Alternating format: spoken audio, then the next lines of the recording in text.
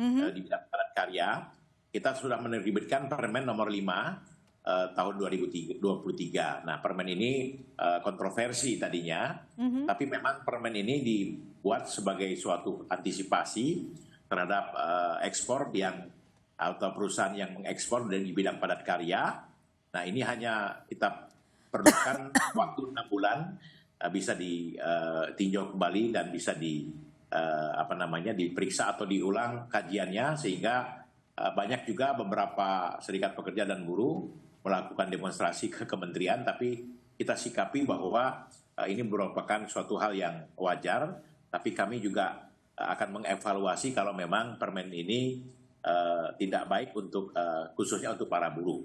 Tapi kita menjaga permen ini keluar untuk menjaga antara pengusaha dan buruh yang ada. Ini artinya memang sudah diskusi dengan pelaku usaha bahwa yang namanya PHK pilihan terakhir begitu. Sebelum saya ke Bu Mira, saya ke Pak Anton dulu. Satu poin bahwa tadi Pak Menteri mengatakan faktor terjadinya PHK karena lesunya permintaan ekspor. Apakah memang benar itu saja atau sebenarnya memang itu strategi bisnis dari pengusaha untuk melakukan efisiensi, Pak Anton? Mbak Sister, saya kira masalah ini kan kita sudah bicarakan dari tahun lalu. Tahun lalu sudah mengantisipasi dan kebetulan kita bertiga, Pak Wamen, Mbak Ibu Mira dan sama saya. Jadi bukan strategi karena perusahaan itu ingin mem-PHK-kan dan lain-lain, tapi memang yang real itu order menurun. Nah, saya lebih cenderung ginilah, kita jangan reaktif, tetapi preventif.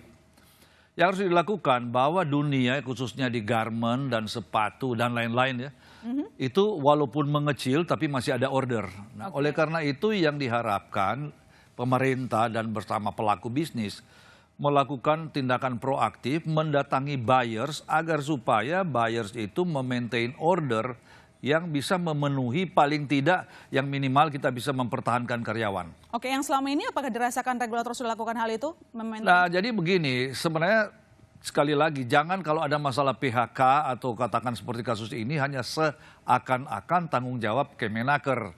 Tapi ini kan suatu tim artinya ada Kementerian Perindustrian, Kementerian Perdagangan yang harus juga ikut terlibat karena buyers itu lebih banyak cenderung kepada Kementerian Perdagangan. Karena ini ekspor import.